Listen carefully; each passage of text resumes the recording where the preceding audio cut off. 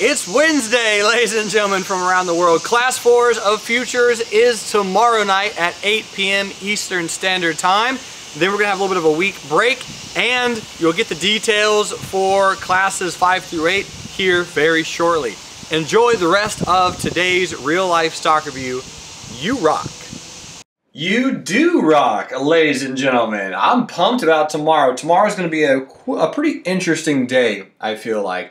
So here's the SPY. Here's pretty much what we're chatting about. Nothing too crazy going on today. I actually, as far as the real estate month challenge is concerned, as you know, the challenge is to go to a live seminar or a presentation in your area, meet with some real estate investors, and learn something new about real estate. So I got a chance to do that this morning, actually. And so I have checked off my challenge for the month. Shout outs to my girl Marsha Toberman for possibly winning Real Estate Month and buying a house, one of her dream houses, getting in right by the lake. So that's incredible. Marsha, congratulations. I'll be happy to share any pictures if you send them my way. So that's amazing. And yeah, so I didn't take any day trades today on the overall market. But yesterday, here's what we had on the SPY.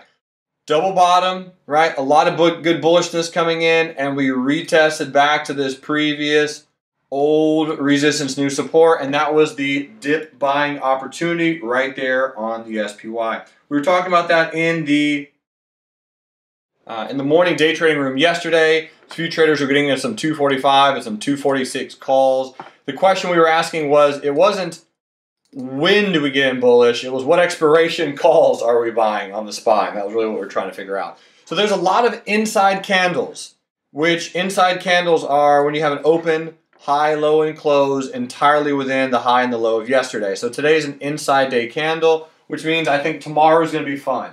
Either tomorrow or Friday, we're going to have a nice little pop in one direction or another. I don't know the direction, but I'm totally fine with either move. If it's bullish, let's keep riding this train, and if it's bearish, be really quick about it. Hop in, hop out. It could get bearish pretty quickly, but it'll be a fast move if we do move bearish on the broader markets. So that's the SPY. Here's the Qs, and the Qs, again, inside day candle, nothing really too crazy to see here. And that's really, I mean, as far as the overall markets, you know, we made all-time highs just last week. We are pulling back. It's very, it's so easy to see. Again, so this is the unfortunate thing.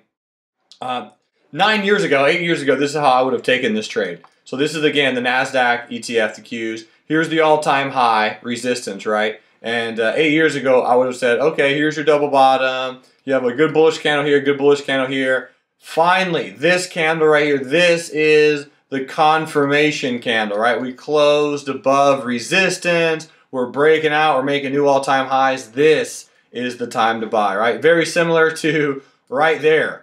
You know, all right, we finally broke out, made a new all-time high. This is the time to buy. And unfortunately, I feel like a lot of companies do a really terrible job explaining breakouts and confirmation. I don't really like the term confirmation. Confirmation is really when you're trying to determine in my opinion, a trend change. So when you're trying to determine a trend change, you go, all right, this is now a new trend. This is confirmed. That's when I use confirmation. Otherwise, confirmation is used to determine the direction of a trend. If you already know the direction of a trend, right, which is bullish on the Qs, you don't want to wait for a move to get in bullish. You don't want to do this and then get in bullish, right? Once it's confirmed with this higher high, once you get this little move there and the trend is bullish, buy dips, right? Buy as low as you possibly can. When the market gives you weakness, buy into weakness, sell into strength. So again, yesterday was a great day to be buying some of that dip. And again, I'm not saying we're going to go higher for sure, but we probably are. If we gap down tomorrow morning, it'd be very bearish. If we gap up, it'll be a retest gap. We'll retest. We'll continue higher. Overall, the trend, though, at this particular point in time looks good. Got a few trades to just look at in generalities. Tesla had a really good trade set up on Tesla, and I love when this happened. It did not trigger, so here's the trade set up on Tesla. Had a gorgeous, just so pretty inside day candle on Thursday, right against this trend line. I was all set up, ready to go. Just didn't break out, which is no big deal. Here's the long-term moving average and the longer. Tesla continues to complete this triangle. The bigger the breakout will be, bullish or bearish. I'm fine with either one. I would prefer bullish though. And if Tesla breaks out of this triangle the next 2-3 weeks, 2-3 months, be a very strong bullish continuation play. And keep your eyes on that one. With, unfortunately, the hurricanes doing their thing, Irma approaching the Gulf coastline of Florida. I believe it's anticipated or expected presently to hit Sunday, sometime Monday. And Harvey hitting one of the biggest, literally one of the biggest states in America and one of the strongest economies in America of Texas. This is what happened on Allstate. We did play this as a swing trade. In fact, let me just kind of bring our swing trading journal over really quick and just kind of show you this trade on Allstate. So here's the trade on Allstate that we.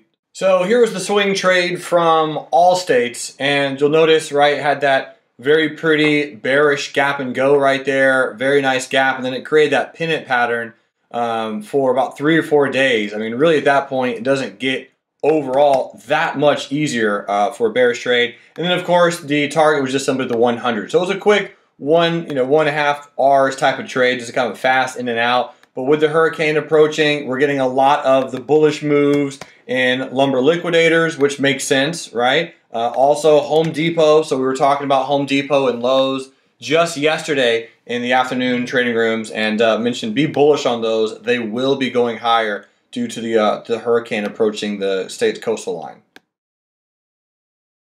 So just one of those things to keep your eyes on. Remember, I do take requests for the real-life stock review, so if you ever have anything you want me to look at, just keep me posted. I did get a request for CURE. This is an interesting one. So this is CureCoin, a cryptocurrency, and this is CureCoin based off of the dollar, so US dollar. And what we're going to look at on this one just really quickly, here's your weekly chart. And again, a lot of upper shadows. Still, again, all crypto markets are very, very speculative, but you'll notice on the weekly, you had this really big just sell-off, nice little sideways movement, and we are getting some volume coming in overall that's starting to increase, with most crypto markets are starting to increase relatively recently. But looking at the weekly chart on the CureCoin, here's your weekly, and it was a good pullback, right? Because it kind of has that resistance support feel right about there, especially if you turn on a line chart here on this one. So here's a line chart. So you'll notice a line chart, really pretty resistance right at about 0.1832. So coming back over here to the daily and turning the candlesticks back on, you'll see, yes, you got a lot of volatility in this one, but a really good pullback. And here's those bullish volume spikes starting to come in. So this is one that a few investors are keeping their eyes on, again, for a speculative bullish purchase on CureCoin for the dollar, but something that you could snag at a pretty cheap and reasonable price overall. Let's go look at ticker symbol PLAY, which is Dave & Buster's, and this, ladies and gentlemen, was the gap of the day. This is all about sentiment, beautiful earnings that came out, and by earnings I mean they got beat up pretty bad. But just phenomenal bearish gap and go. The cleanest gap on the day for sure was Dave & Buster's, and the first 5-minute candle. Now remember, I did not play this, but I could analyze it, right? That's all that matters. The first 5-minute candle that came out was my favorite candle to see on a gap down. A nice little high wave candle. Had a little bit of a lower shadow. Entry was very simple on this one. Entry, stop. That's how you would have played Dave & Buster's. Not that hard, ladies and gentlemen. Again, didn't play it, but very simple. Nice flag pattern right there. Nice little inside candle right there. Give you 2 or 3 opportunities to play this thing bearish. You would have absolutely known that the edge and the direction to play this thing was bearish based on that very voluptuous gap action. So from here, the fact that we did close below a gap, so here's your previous gap support on Dave & Buster's right about there. The fact that we closed below that with a great gap, I'm expecting a little bit of a retest and more than likely probably a slow continuation a little bit lower. So we'll be just keeping an eye on that one. Nice gap though. Interested overall to just kind of see what happens and what transpires with that really nice gap. 2 or 3 other things. So here's Costco, ticker symbol COST. Had a weekly options newsletter set up on Costco. This was last week and had beautiful analysis on it. So here's the hourly chart.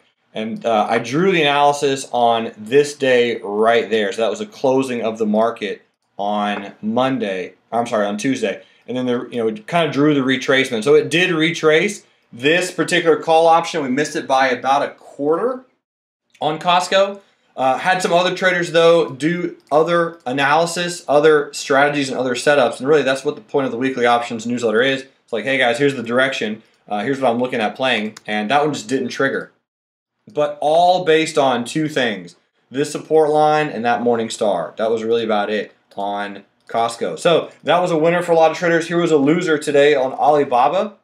And this was a little bit frustrating in a way because the last 3 or 4 trades on options I missed by either a quarter or less, literally. And this one also got very close to our target. So really the target was the 20 EMA right there. And we missed that one by about 25. Well, the low of today was exactly 167. So we missed it by 60 cents. And that would have hit our target of $2.50 on the option. Now the option, here is the 15-minute chart.